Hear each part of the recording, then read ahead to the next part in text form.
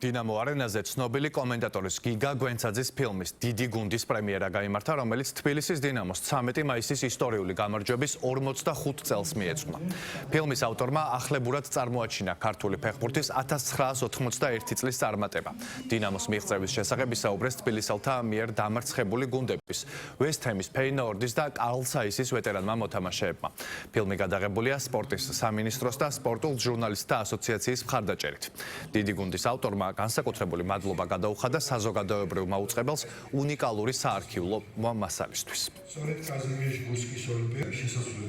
ხა ცოტა სხვა კუთხით ვცადეთ და ამ ფილმში უფრო აქცენტი გაკეთებულია იმ გუნდის ფეხბურთელების მონათხრობზე.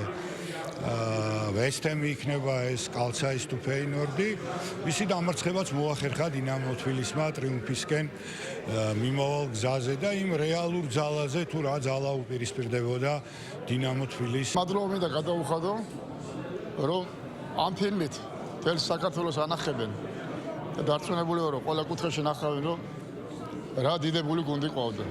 და დიდი მადლობა ფილმის რეჟისორებს და ვინც ამ ფილმზე მიიღო მონაწილეობა. ემოციური ფილმი იყო. გააცოცხლა 1991 წლის 13 მაისი. სულ სხვა რაკურსი დაგვანახა ის დიდი გამარჯვებები და მთელი ისტორია იყო წარმოჩენილი აღნიშნულ ფილმში, თუ როგორ დაიწყო დინამო თბილისმა ჩემპიონობისკენ მიმავალ გზაზე ბრძოლა და მათმა მოწინააღმდეგეებმა როგორ დაიწყეს ბრძოლა და ფინალიც იყო ძალიან ლამაზად შეფასებული.